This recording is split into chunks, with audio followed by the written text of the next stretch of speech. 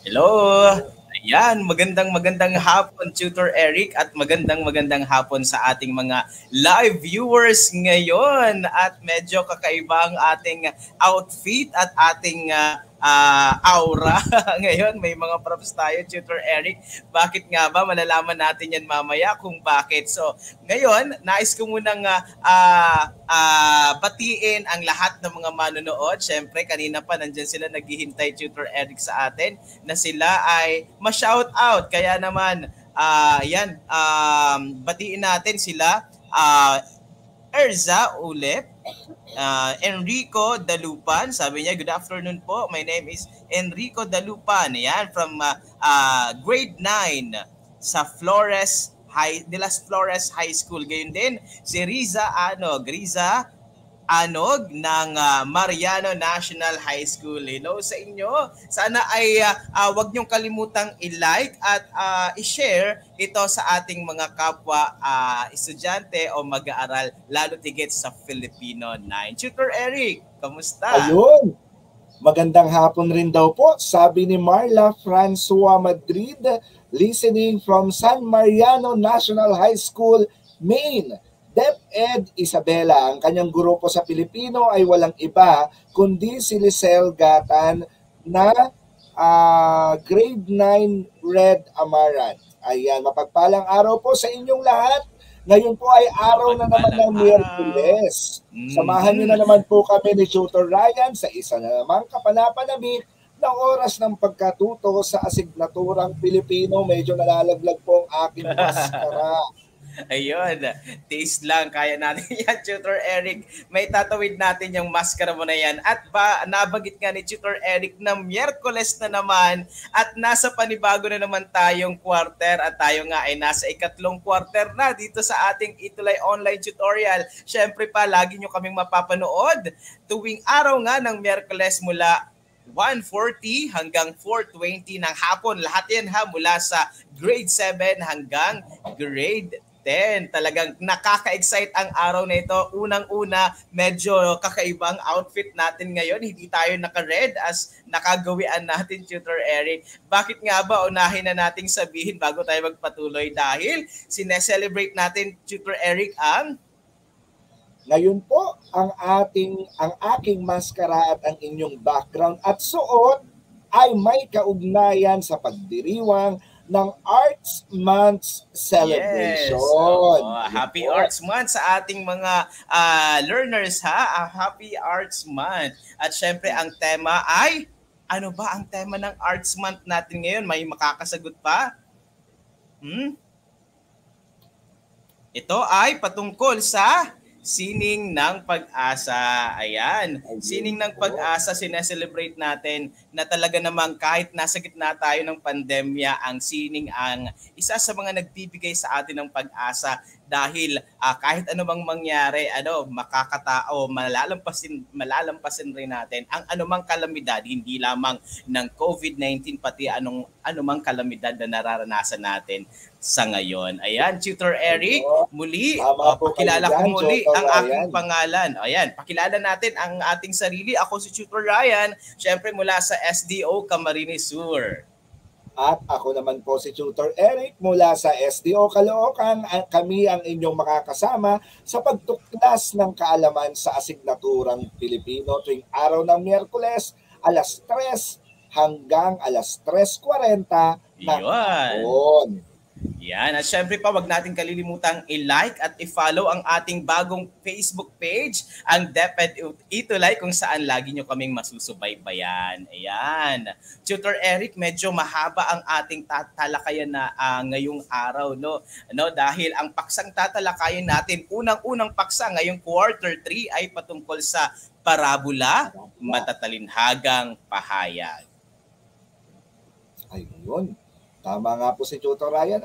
Tayo po ay nasa unang linggo ng ikatlong quarter. Tunay na napakabilis talaga ng oras at panahon. Hindi natin namamalayan, matatapos na naman ang taong pampanuruang ito.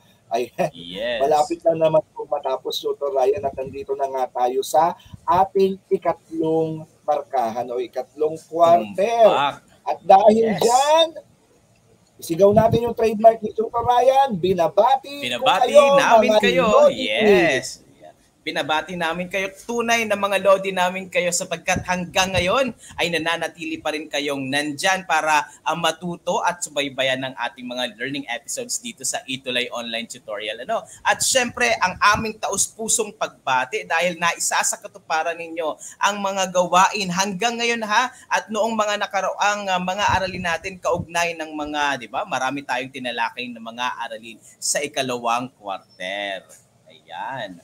Kapanapanabik dahil marami na naman tayong tatalakayin ngayong panibagong aralin sa quarter 3. Tutor Eric, ano ba ang mga inaasahan nating mga dapat makamit sa pagtatapos ng session na ito? Yan. Ngayon po, ito po yung ating mga layunin sa pagtatapos ng session na ito. Inaasahan na napatutunayang ang mga pangyayari sa binasang parabola ay maaaring maganap sa tunay na buhay sa kasalukuyan. Kalawa, na isusulat ang isang anekdota o liham na nangangaral at para sa huli, nagagamit ng wasto sa pangungusap ang matatalinhagang pahayag. Nako, napakadali niyan sa ating mga live viewers ngayon. At speaking of live viewers, binabati natin si Princess Manalo, Kerubin, ang ating laging supportive student. Yan, Jade, Princess Manalo, Princess Divine Manipon, Angela Grace Palalay. Enjoy watching while enjoy learning Lagi tayong mag-enjoy. Ayan, sa ating pagkatuto. Pasalamatan natin, Tutor Ryan. Ang ating sanggunian ngayong araw, walang iba kundi ang Schools Division Office ng Negros Oriental. Nakaabot na tayo sa Negros Oriental, Tutor Ryan, sa ikapitong rehiyon. Ayan. Nung nakaraan, maraming salamat po. Maraming salamat po para sa sanggunian ngayong araw na ito. At sana mayroong tayong mga mag-aaral at mga gurong maabot ng Itulay Online Tutorial na ito ngayong hapon. Sana nanonood sila sapagkat ginagamit natin bilang reference o batayan ang kanilang ginawang module at ginagamit na module. Actually, Tutor Eric, may nabasa ako dito, sabi ni Ezra Ulep, shout out po sa masisipag na guro dito sa Pedro Guevara Memorial National High School. Alam ko po, o alam namin ni Tutor Ryan na nanonood lahat ng guro dyan sa paaralang Pedro Guevara Memorial National High School. Magandang hapon sa inyo. Magandang hapon sa inyong lahat, mga dear learners. Handa na ba, mga Lodi, sapagkat magsisimula na tayo sa ating panimulang pagtataya. Yay! Ayan. Alam ko naman kung hindi na natin kailangan tanungin yung mga mag-aaral na kasalukuyang nanonood at nakikinig sa atin ngayon. Dahil alam natin, Tutor Ryan, na lagi silang handa. Daig pa nila ang Boy Scout at Girl Scout. Ayan, oo. Ayan. May tumatawag sa aking kaibigan. Pero mamaya, Maria Cristel manood ka muna ng ating Itulay. Ayan, mag-usap tayo mamaya. Tumatawag sa akin ng aking kaibigan. Mamaya tayo, Apple. Ayan, panimulang pagtataya. Masyadong busy, sobra.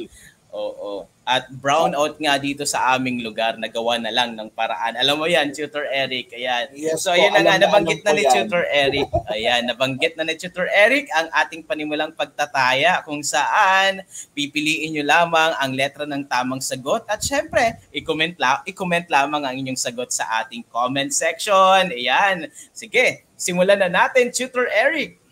Yan, para sa ating unang bilang ng panimulang pagtataya, tinanggap ng dalaga ang panunuyo ng binata. Ang salitang may salungguhit ay panunuyo. Ano kaya ang ibig sabihin ng salitang panunuyo? Antayin natin yung mga sagot nila, Tutor Ryan. Ito mga pagpipilian.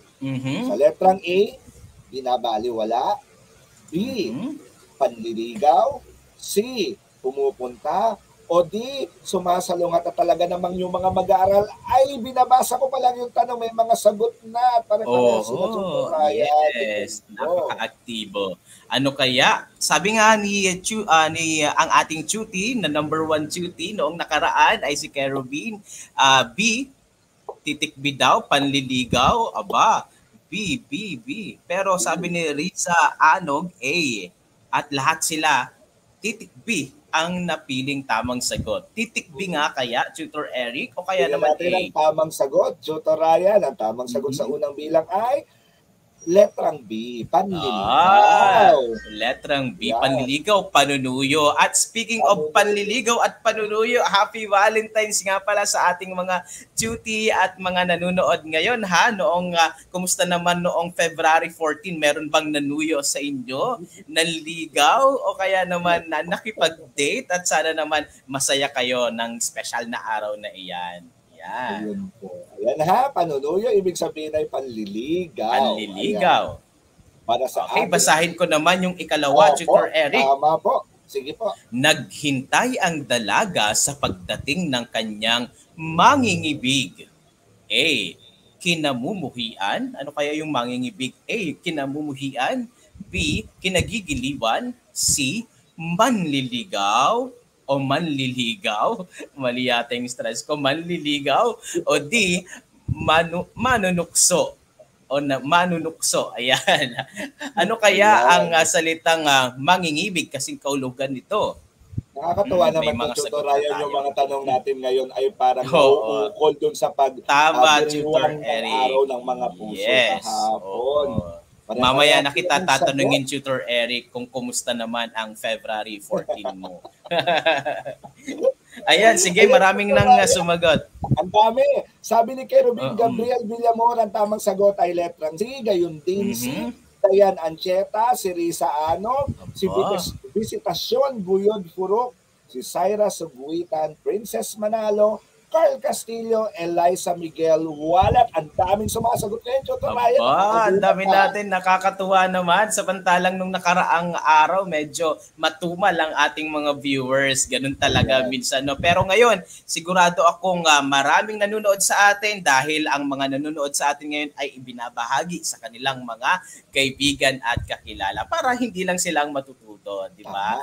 Ayan. Ano nga kaya ang tamang sagot, Tutor Eric? Ayan, i-reveal ko na. Ang tamang sagot sa ikalawang bilang ay letrang C, manliligaw. Tama lang sila, Tutor Ryan. Ang gagaling naman ng ating mga grade 9 at yung iba hindi dito grade 10 eh. Pero ang gagaling, napaka talino at alam na alam nyo ha. Aba, kayo ba ay nangingibig na?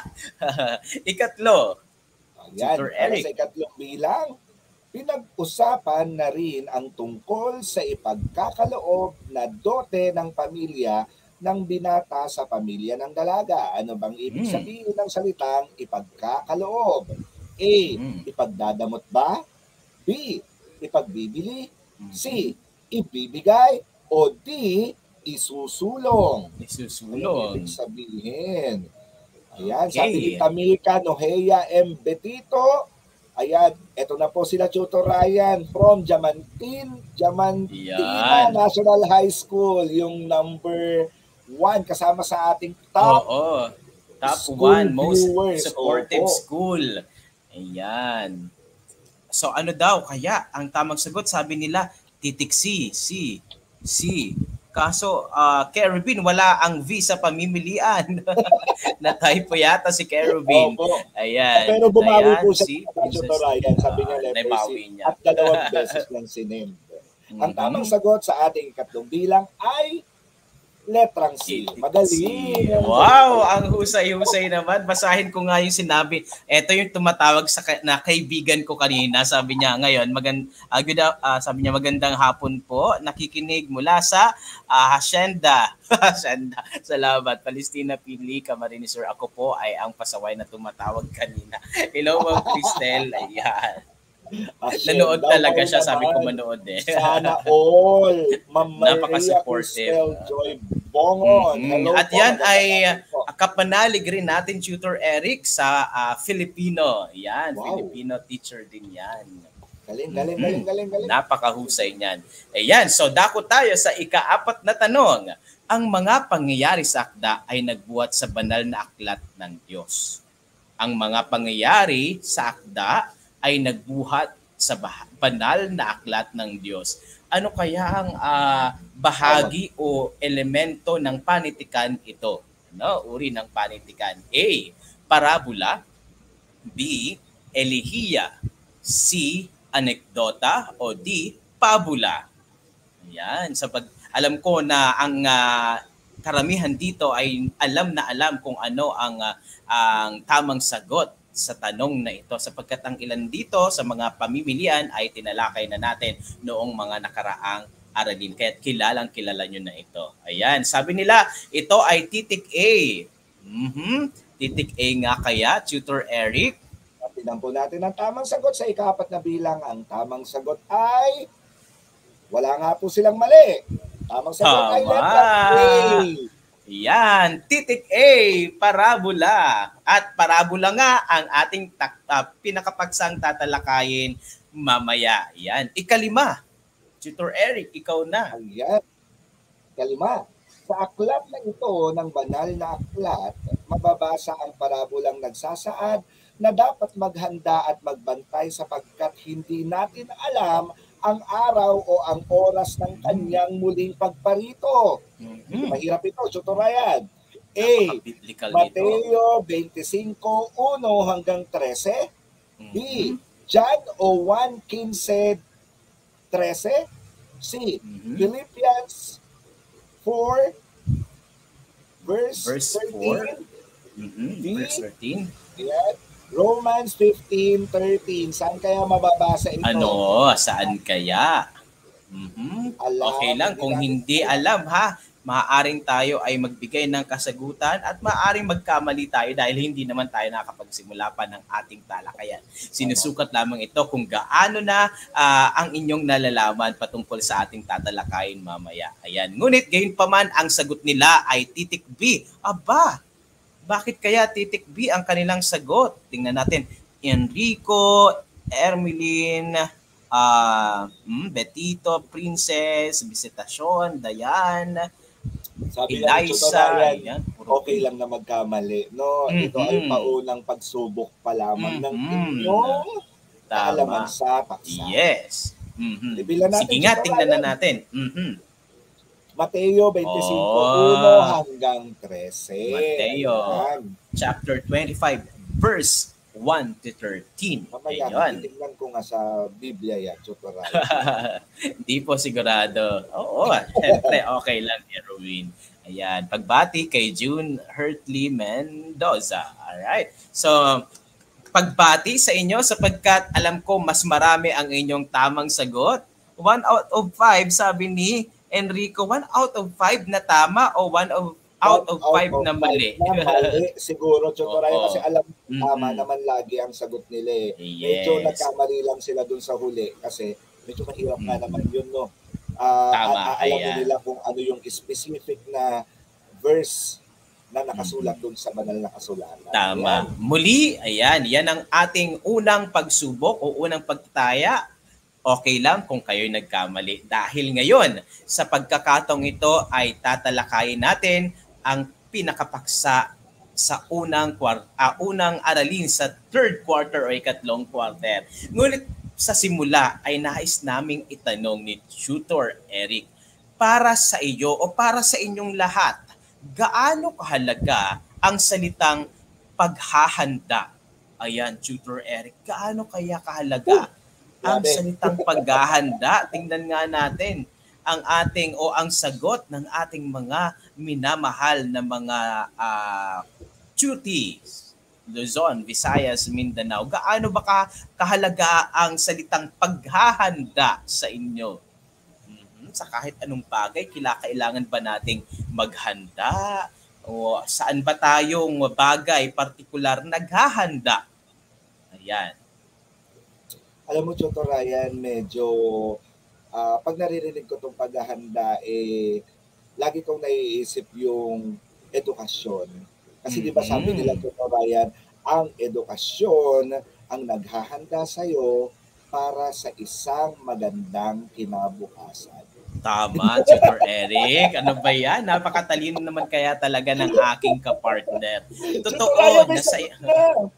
May sagot na. Sige, basahin nga natin. Enrico, sabi niya, yes, ito ay sa English. Ito ay preparation. Yan. Okay. Kerubin, Mahalaga ang paghahanda para maging organisado ang bawat kilos natin at maiwasan ng problema o sakuna. Yan, ibinanggit niya ang sakuna bilang magandang halimbawa sa salitang paghahanda. Diba?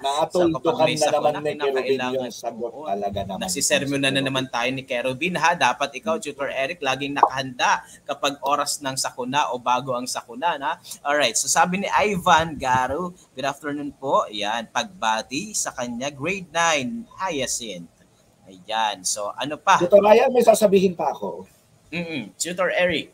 Siguro ang magandang description ng salitang paghahanda ay katulad mo. Kasi kahit anong mangyari dyan sa Camarines, mawalan man ng kuryente, magkaroon man ng kahit anong problema, nakakasama ka pa rin namin dito ngayon sa Itulay Online Tutorial. Yes, Tutor Eric. Siyempre, Tutor Eric, hindi natin pababayaan ang ating mga mag-aaral para sila ay lalong matuto sa ating Filipino 9. At syempre, ang sagot ni Ermeline, para sa kabataang Pilipino, sulong edukalidad, walang batang maiiwan. Yes. Ayan ang tagline ng DepEd. Ermeline, sabi niya mahalaga po. Iyan. Paano kaya nasabi ni Ermeline na ito ay mahalaga? Ano? Mahalaga. Sa akin, napakahalaga rin ang salitang paghahanda talaga, Tutor Eric. Marami tayong dapat matutuhan sa mga bagay patungkol sa paghahanda. Ayan. So bakit nga ba ito ang unang-unang katanungan? Yun naman ang sunod na tanong. Bakit kaya ito ang unang katanungan sa atin?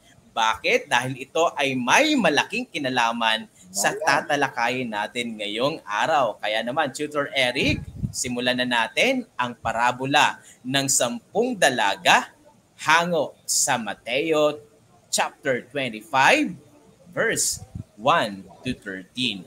Ang parabola ng 10 dalaga. Tingnan natin kung ano bang kinalaman nito sa salitang paghahanda.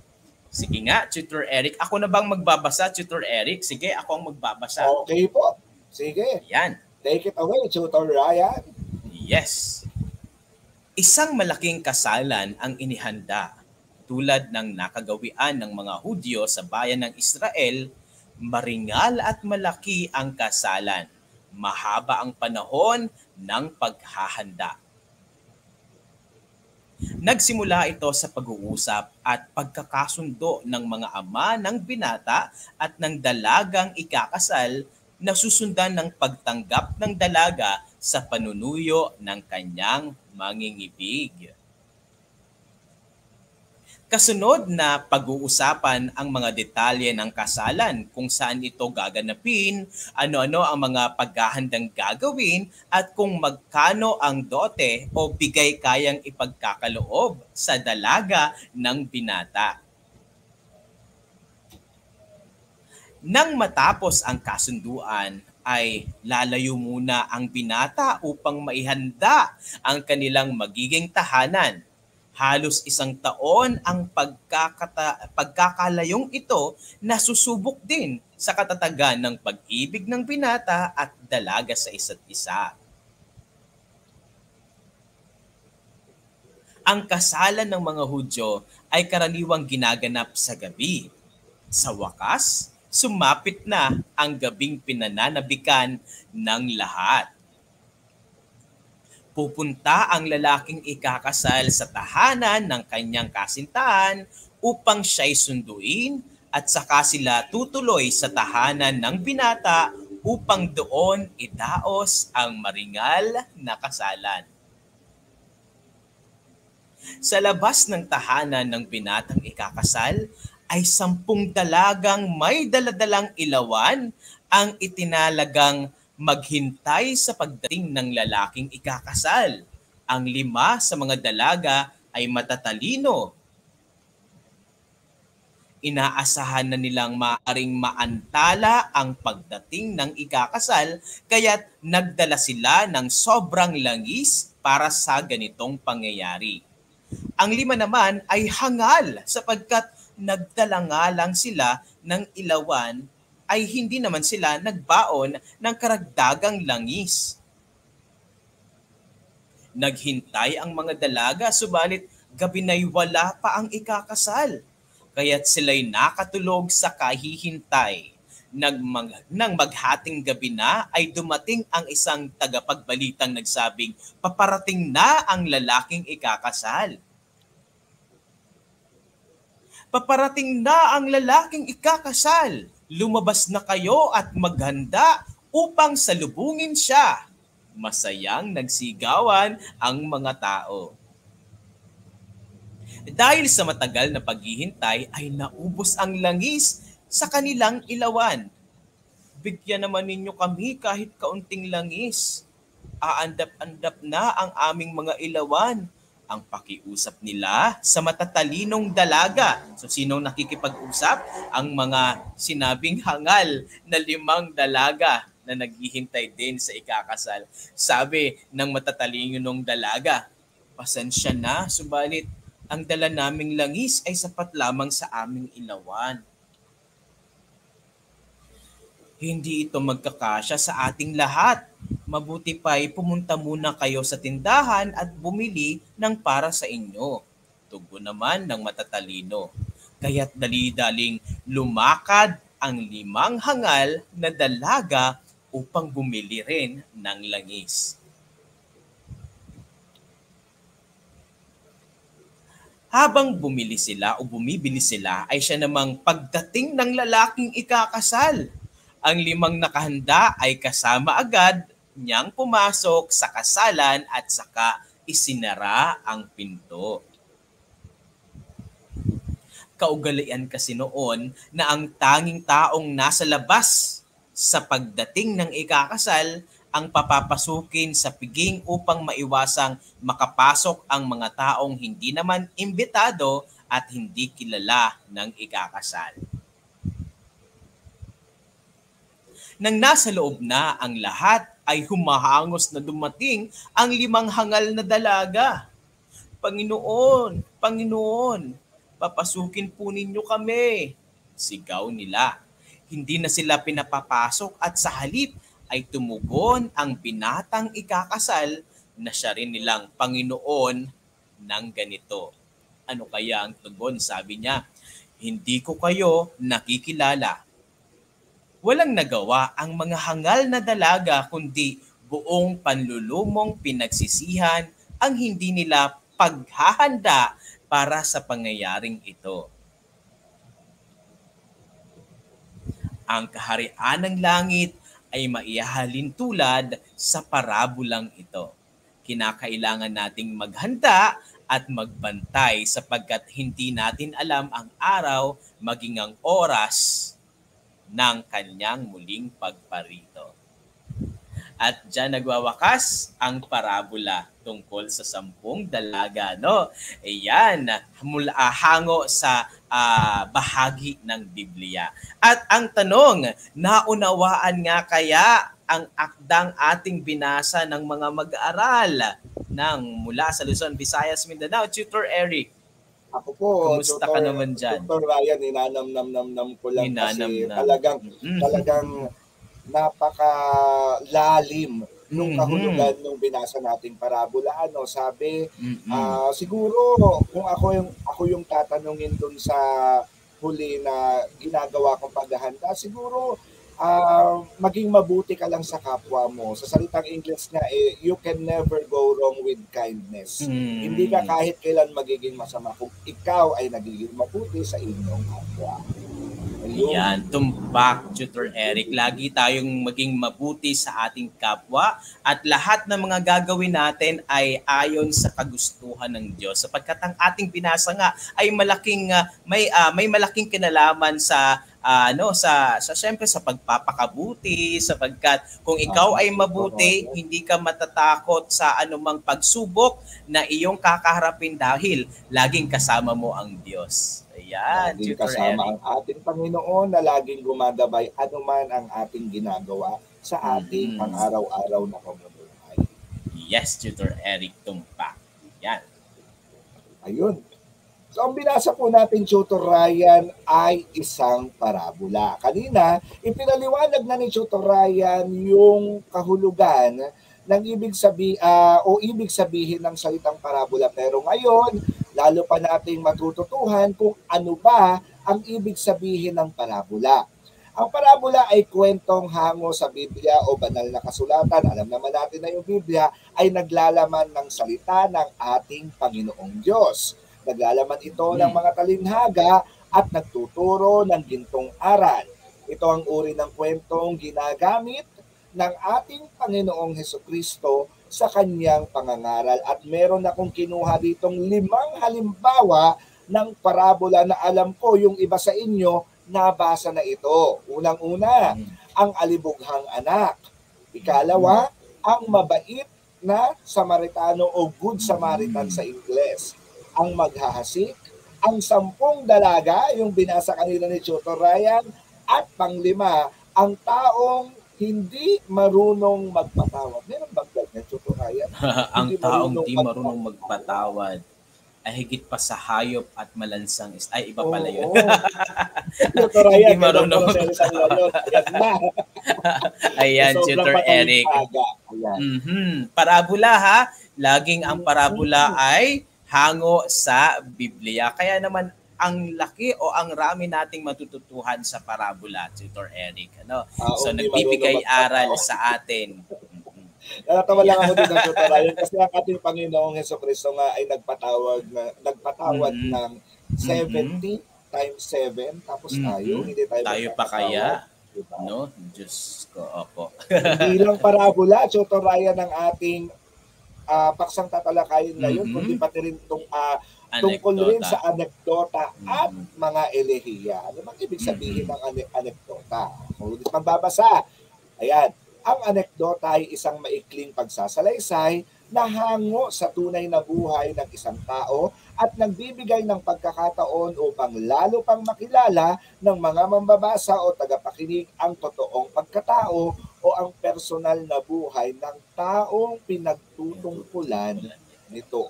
Ayan. Isang maikling pagsasalaysay na hango sa tunay na buhay ng isang tao. Kung gusto nating malaman pa yung deeper side o yung malalim na kung ano pa yung gusto nating malaman sa tao. Ayan. Anekdota ito. Anekdota pala yun. Yes. Tumpak, Tutor Eric. Gayun din, meron tayong anekdota. Sa pamamagitan nito ng anekdota, may pasisilip nila ang isang bahagi ng kanilang buhay na maaring kapupulutan o kapulutan ng aral o pagnilayan ng mga mambabasa o tagapakinig at may ugnay rin ito sa kanilang paksang tinatalakay. Ayan, sa pamamagitan ng pagbasa o pagbabasa ng anekdota, ay mayroon din tayong matututuhan at may apply rin sa ating sariling buhay. Diba? Tama, Tutor Ryan. Ayan, bilang karagdagan, ito po yung mga ibang nababasa natin na anekdota. Dito natin parang lalong nagiging inspirasyon. Ayan. Para lalo pang magpatuloy sa buhay. Tumpak, Tutor Eric. Ayan. At meron din tayong elihiya. Ayan, elihiya. Ang elihiya ay tinatawag ding dalit lumbay. Ito lang may dalawang katangiang pagkakakilanlan. Paano raw natin nakikilala ang tulang elihiya? Ito daw ay una, isang tula ng pananangis. Pananangis, grabe yung kalungkutan, pag-iyak dahil naiwan ng kanyang minamahal, di ba? Okay, lalo na sa pag-aalala sa isang yumao. Ikaw ba naman ang iwan ng iyong minamahal, yumao, no? So ito ay elihiya. Ang ikalawa naman, bilang pagkakakilanlan sa elihiya, ay ang himig nito ay matimpi at mapagmuni-muni. Mapagmuni-muni talagang dinadamdam, alam mo yun, yung pakiramdam sa puso na at buto, Tutor Ryan. Puso at buto. Yan. Tumpak, Tutor Eric, na naranasan na nating iwan ng mga minamahal natin sa buhay at dahil dito maaari tayong makagawa ng elihiya. Yan. Alam ko, Tutor Ryan, sasabihin mo, naranasan mo ng baliwala. Paalala ko kasi kanina yung salitang ginamit natin sa paunang pagsubok, di ba? Meron doon binaliwala. Binaliwala. Binaliwala niya ako Diba, lagi Tutor sa'yo. Sige. Ayan. Pagdating naman, Tutor Ryan, sige, alam nating talentado si Tutor Ryan kahit sa larangan. Ayan. Nako. Ito, sa matatalinhagang salita, magaling din siya dito. Sa ibang banda, ang matatalinhagang pahayag ay malayo sa literal o denotatibong kahulugan. Ano ba yung denotatibong kahulugan? Ibig sabihin, literal na kahulugan o yung mga kahulugan ng salita ay makikita sa diksyonaryo. Ito ay may malalim o titiyak na kahulugan. Ibig sabihin, konotasyon. Tutor Ryan, tama ba? Yung Tama, mga matatalinhagang salita, may ibang connotation o kahulugan konotasyon na ibinibigay yung mga grupo o mga tao. Halimbawa, pag sinabi bang Tutor Ryan na balat sibuyas ka. Balat sibuyas ka, Tutor Eric? Ikaw ang balat sibuyas, hindi naman kita sinasaktan o kaya naman may nabanggit lang akong isang salita na hindi naman talaga personal na patungkol sa iyo. Umiiyak ka na, nagagalit ka na agad sa akin. Alam, pasensya na po. Hindi naman po ako gano'n. Ayan, hindi naman po. Wala naman pong sibuyas sa balat ko. Ganun ba yun? Hindi po. Ang ibig sabihin nun ay iyakin. Maramdamin. Ibig sabihin, tama yung sinabi ni Tutor Ryan, kapag ka medyo sensitibo, yung medyo hindi niya kinakaya, yung sakit na nararamdaman madali niya pag kang may naririnig masaktan. siya. Napaka-balat sibuyas naman ito, no? So, ano pa? Magbigay pa tayo ng isang matalinhagang salita. Yun pang, ito, tinalakay na natin talaga rin ito, Tutor Eric, no? Meron din tayong nagbibilang ng poste o kaya naman naghahanap ng trabaho, nagtetengang kawali, no? Yan yung mga matatalinhagang salita na meron. Yun bang, Tutor Ryan, pag sinabi pang nagsusunog ka ng kilay, kailangan mo ng lighter o posporo at literal na susunugin mo yung kilay mo? Oo. Ganun ba yan? Di ba hindi?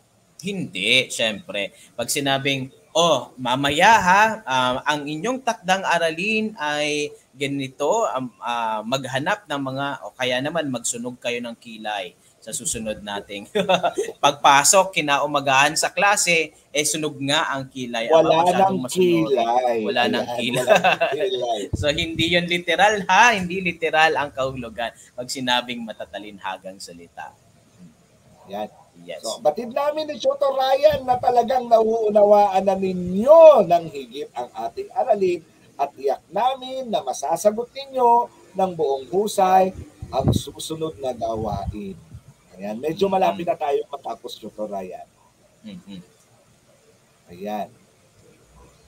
Hindi na natin kailangan talungin yung mga bata dahil alam naman natin na napakabibilis ng utak ng mga kasalukuyang nakikinig at nanonood sa atin.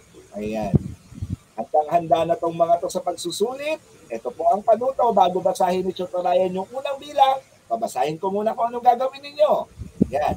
Basahin at unawain mabuti ang bawat pangungusap at piliin ang tamang letra na tumutukoy sa tumpak na kasagutan.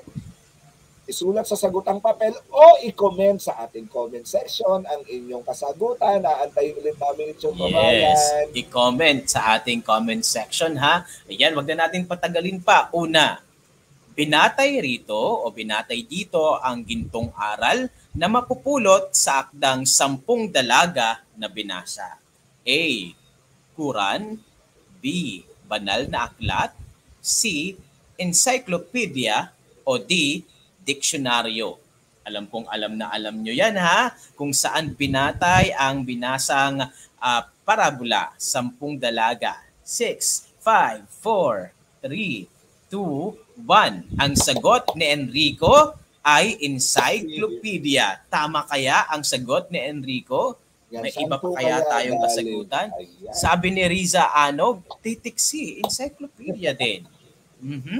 Tama kaya? May iba pa tayong kasagutan? Ayan, medyo... Ayan, puro C. Saan nga kaya binatay? 10 dalaga, batay sa encyclopedia. Yung ating binasa ha. Kaya naman, Tutor Eric, tingnan na natin kung tama ang kanilang mga sagot. Lahat titiksi.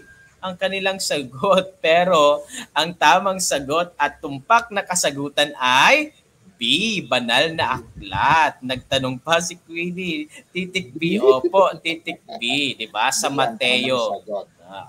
Ayan, sa aklat ng Mateo. Tama si Tutor Ryan, talaga naman. Ayan, para sa ating ikalawang bilang, ano ang gustong maikintal sa isipan ng mga mambabasa ng parabola kung kaya ang mga tauhan ay walang tiyak na mga pangalan? A, pangyayari. B, gintong aral. C, tagpuan. O D, dialogo. Ano kaya ang gustong i-instill o maikintal sa isipan ng mga nagbabasa ng parabola kung kaya ang mga tauhan ay walang tiyak na mga pangalan? Tiyak na walang pangalan. So mali lang ang pagkaka-type namin. Opo. Pangalan.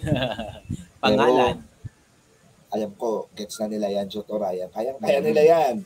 Actually, ang dami nang sumagot. Ang dami nang sumagot. At Kung kaya ang kanilang kasagutan. Parehas kanina si parehas din. Ngayon naman ay B. Pero nakalimutan kong orasan, Tutor Ryan. Yan. Pati ako kinakabahan dito sa mga to. Okay, sige, tignan natin kung ano ang tamang kasagutan sa ikalawang bilang. Ang tamang sagot ay tama sila, Tutor Ryan. Letter B. Gintong aral. Yan, yun ang nais ikintal sa ating mga isipan sa pagbabasa ng parabola. Mga gintong aral. Ikatlo ay babasahin ko. Isang maikling pagsasalaysay na hango sa tunay na buhay ng isang tao upang mas makilala ang mga taong pinagtutungkulan. At sabi nga, ito ay maaari nating gamitin o paghanguan ng inspirasyon. No? Ito kaya ay letrang A, elehiya, B, parabola, C, pabula, o D, anekdota. Medyo bumabawi si Enrico Dalupan dahil habang sagot ni Enrico si ay Ryan, may sagot na siya. May sagot na si Enrico. Ang bibilis. Sagot din ni Riza Anog, laging sumasagot din si Riza Anog A. Yan. Si Rachelyn Aaron. Tutor Ryan, letter A din ang sagot. Ayan. A. Elihiya. Ano kaya ang tamang sagot? Hango sa tunay na buhay ng isang tao upang mas makilala ang taong pinagtutungkulan. May iba pa ba tayong kasagutan? B. Maricel. Ermeline A. din. Ano kaya ang tamang sagot? Tutor Eric. Tamang sagot sa ikatlong bilang. Ang tamang sagot po ay anekdota, di ba? Sabi natin kanina, ito ay anekdota patungkol sa buhay ng tao at nagbibigay din ng aral at inspirasyon sa mga mambabasa. Kaya ang tamang sagot ay D, tama, si Princess Madrid. Yan, Princess. Yan, para naman sa ating ikaapat na bilang, ang paksa ng ganitong akda ay higit na personal sa pagpapahayag ng damdamin kaysa sa ibang estilo ng panulaan. A. Elehiya. B. Parabola. C. Pabula. O D. Anekdota. Ang paksa ng ganitong akda ay higit na personal sa na nagpapahayag ng damdamin. Idagdag pa, ito ay patungkol sa sa mga yumao, sa pangungulila, di ba? Sa pangungulila natin sa tao. Palang sukdulang kalumbayan, sukdulang kalumputan. Kaya naman, ang pamimilian muli ay A. Elihiya, B. Parabola, C. Pabula, o D. Anekdota. Ano kaya ang tamang sagot? Ang sabi ni na Enrico, A. Aizel A. Ermeline A. Pamika. Aiden. Si Krisha, puro Aiden. A. Puro A. Aba, puro A. At sa pagkakataong ito, mas marami na kaya o tama kaya ang kanilang mga kasagutan. Ermeline A. Yan. Aba, nakuha nila. Bawi. Yes, Ayan. dumako na tayo sa ikalimang tanong at Tutor Ryan. babasahin ko. Alin sa sumusunod ang tagpuan ng binasang parabola? Tagpuan ng binasa nating parabola kani-kanina lamang. A. Israel sa unang siglo. B. Israel sa kasalukuyang panahon. C. Pilipinas bago dumating ang mga Espanyol. O D. Rehiyon ng Mediterranean kalagitnaang siglo. Alin sa sumusunod ang tagpuan ng binasang parabola? Ang sagot naman ni Enrico sa tanong na ito ay titik B. Tama kaya si Enrico? Ang iba, ano kayang sagot? Sabi daw ni Tamika ay B. Tama kaya ang sagot ni Tamika at Enrico? Kuwini, B. Tingnan natin, Tutor Eric. Lahat ang sagot nila ay titik B at wala akong nakikitang ibang sagot. Sige nga, Tutor Eric. Yan. Ano ba tama sagot, Tutor Ryan? Ang Israel sa unang siglo. Hindi sa kasalukuyan sapagkat iba na ang kanilang iba na ang kanilang kultura ngayon sapagkat nabanggit kanina sa simula pa lang ng kwentong parabola ay ito ay sa unang siglo o mga unang panahon pa. No? Ayan. Tapos sa tayo, Tutor Ryan, at talagang Yes, napakagaling ng mga mag-aaral na kasalukuyang nanonood. Tama, Tutor Eric. Gayunman ay hindi, ang ilan sa kanila ay hindi nakuha ang ilang mga tamang sagot, ngunit ang ilan ay hindi rin naman siguro hindi nila itinatype ang tamang sagot na sa palagay nila ay tama. Binabati pa rin namin kayo dahil tunay na mga lodi kayo, matagumpay ninyong nasagot ang mga gawain sa araw na ito. Ayan, Tutor Eric. Ayan. Para sa ating takdang gawain ngayon, Tutor Ryan, makinig kayo mabuti dahil kung kayo ay may oras ay maaari ninyong ipasa sa amin yung mga takdang gawain ninyo para sa susunod na mga pagkakataon ay mapabilang naman kayo sa top 3 students o top 3 duties na pararangalan namin pagkatapos ng isang markahan. Ayan, at maaari rin i-feature. Maaari rin kayong i-feature sa susunod nating mga learning episodes. Ayan. Tutor Eric. Magsulat ng anekdota ng buhay mo. Ito yung panuto. Gumawa ng sariling anekdota na ibibigay mo sa Diyos. Makabigat. Kapag nakaharap mo siya, isalaysay ang mga bagay na nagawa mo na, makapagpapatunay na nakapaghanda ka para makasama ka sa kanyang piling. Gumamit ng mga matatalinhagang salita sa pagbuo nito at may tonong nangangaral. Ayan. Aba, napaka-challenging naman. Oo. Iba ang takdang gawain natin. Iba ang takdang gawain natin ngayon, Tutor Eric. No? Napaka-challenging nito. Kakausapin mo kunwari ang Diyos, di ba? At ikikwento, isasalaysay ang iyong sariling anekdota o buhay mo. At may tanong o may tonong nangangaral. Yan. So yan ang ating takdang gawain. At syempre pa, ang dapat ninyong gawin ay yan, matagumpay matagumpay. Ang dapat ninyong gawin ay i-share ninyo ang inyong sagot sa pamamagitan ng pag-post lamang nito sa inyong mga Facebook account at gamitin ang hashtag Filipino9, hashtag Itulay Level Up at hashtag Tutor Rai at Eric, Tutor Eric. Ayan, pagbati sa lahat ng ating mga manunood. May pahabol si Princess ng SDO Isabela. Yan, nakita ko rin ang marka, ang nakuhang tamang sagot ni Aizel 4 out of 5. Pagbati, Aizel. Wow, napakahusay naman nun. Muli, ako po si Tutor Ryan mula sa SDO Camarines Sur. At ako naman po si Tutor Eric mula sa Schools Division Office ng Caloocan City. Magkita-kita tayo sa susunod nating aralin dito lamang sa Itulay Online Tutorial. At para sa anumang komento o suhestyon ay maaari kayong mag-email sa ating edtech@deped.gov.ph o scan lamang ang QR code na nakikita ninyo sa inyong screen. Huwag kalimutang i-like, i-subscribe, i-follow ang ating bagong Facebook page account, Itulay online tutorial. Tama ba, Tutor Eric? At meron din tayo nitong YouTube account.